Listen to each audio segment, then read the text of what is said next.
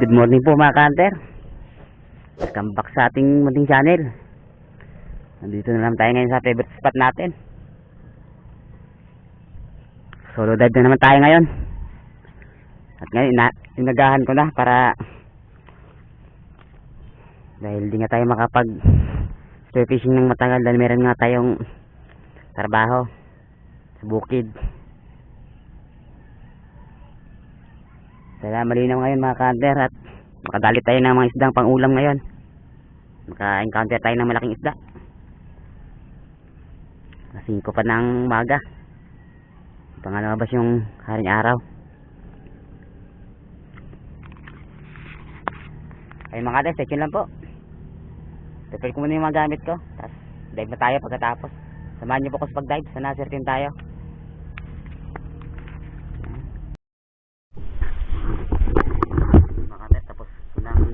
Gamit ko.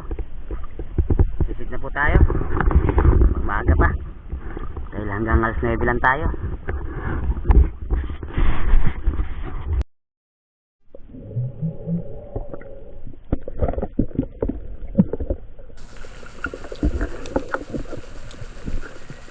Ayun, nakasisid na nga tayo mga ka-hunter.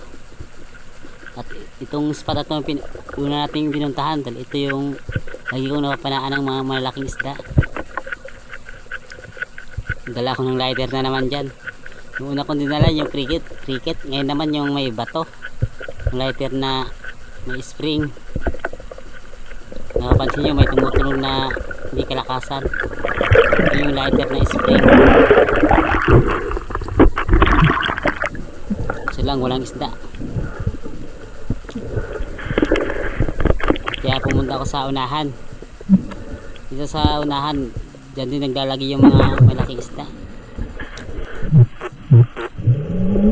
Dito mas sa unahan nakita ko ng good na grouper.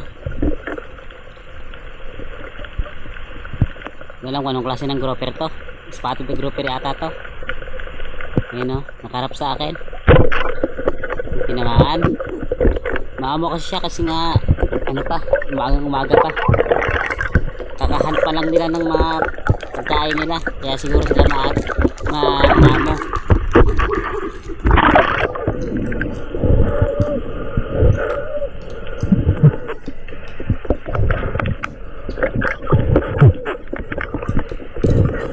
Yan, good size ito na grouper. Itong grouper ito yung spotted na grouper, di ko alam kung ano talagang pangalan nito.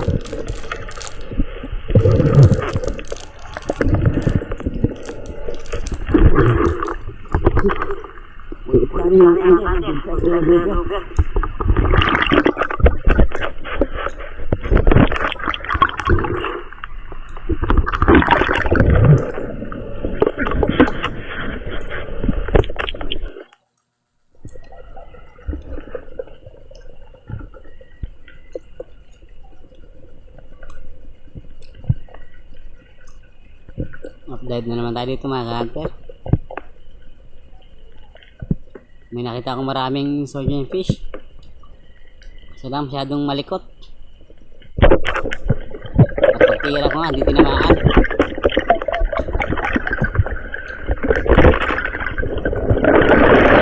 Surface lang tayo. Nakakahinga talaga pag di ka sanay sa pagpamamana, pag surfishing. Lagi kasi natatagalan tayo pag nag-surfishing tayo, kaya hindi nasasanay yung bait hold natin. Kaya halos napaka ano talaga hirap magpigil ng bait hold natin sa ilalim dahil hindi na nga sanay, dahil paminsan-minsan nga lang tayo mamana. May surgeon fish akong tinutukan kasi lang nga mailap, kaya hindi ko natira.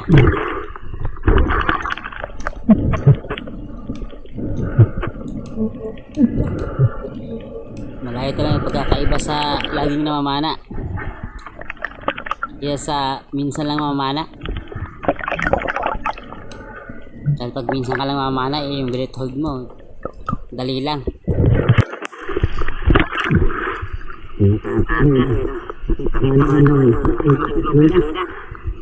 nagharap ako ng ulit. Pain natin. Lima.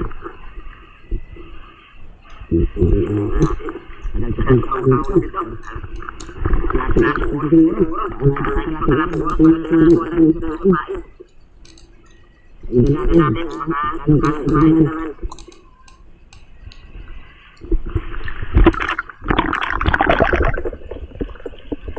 Ito ngayon na huli ko yung papain. Tagal ko rin hinuli yan.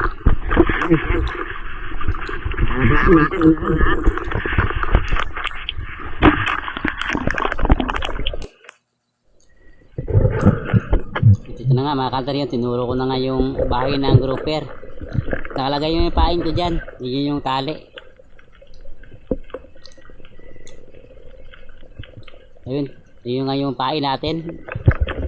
Halos nga mamatay na. Hindi na gumagala masyado. Dahil malaki yung tama sa tiyan. At syempre tinali ko yung tinali ko sa bato yung natin. Milo natin. Babalikan natin yan mamaya.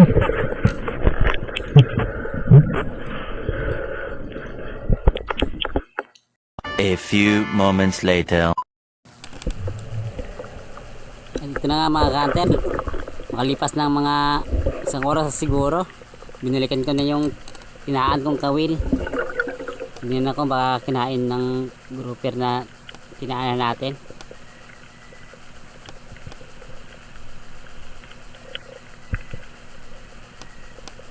Ayun, nahatak yung lubid. Yung nylon natin. Siguradong kinain na, gumagalaw pa.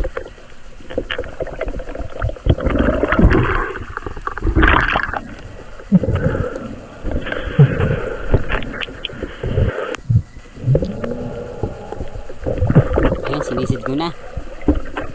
Nila ko na sa ilalim. Ayun, mahigpit na lang tayo yung lubid.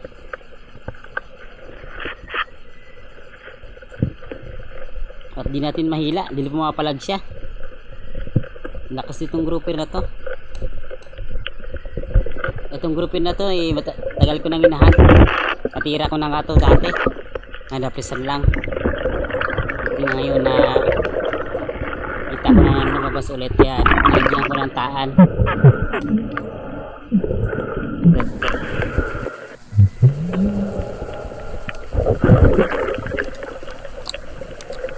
Binalikan ko na yung tinaan natin na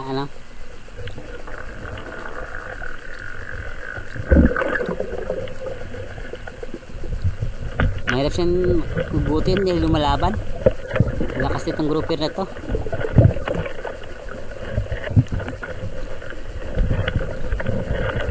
So, nahirapan talaga akong paghatak nila. Nalang i-service ulit ako dahil naubusan ako ng hangin.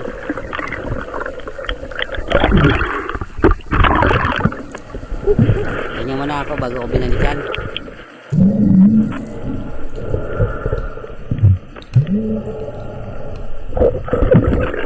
Ayan, binalikan ko na mga kanter. At sana mahugot na natin ngayon.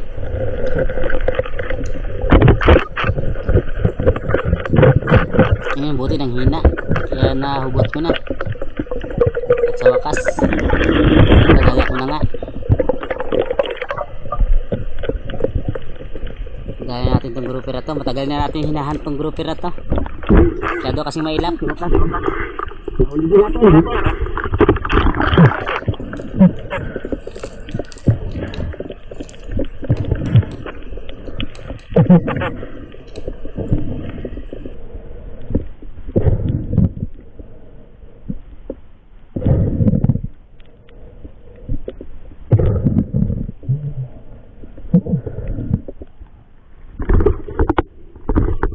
natin napana pero nadali sa kawil natin. Buti nagdala ka lang. Nagdadala talaga ako ng kawil, ng sima.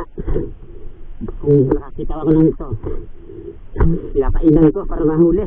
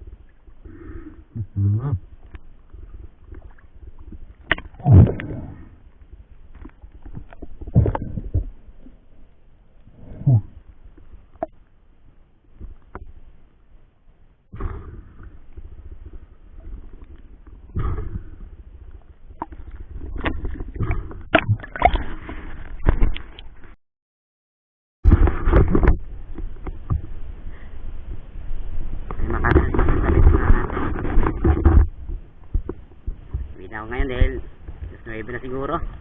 Kailangan ko pang puntahan yung sanggutan ko sa bukid. Nakadalawa din naman tayo. Kala nyo na pa natin pero dali tayo ng malaki-laki na. Nagdadala kasi ako ng sima dahil lagi ako nakita ng malaking grouper. Tapos nilalagyan ko na ng kawil. Iniiwanan ko ng pain. Pagkalap ko ng pain kayo na kamamana. Halos kalating oras din ako namana ng kaiba pain. Buti lang nakapana ako at ito nga nahuli nga natin.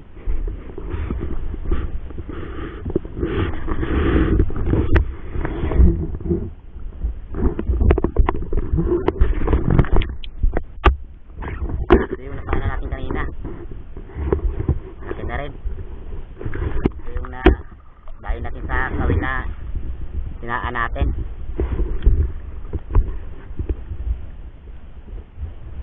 Pero madalawang kilo na rin to.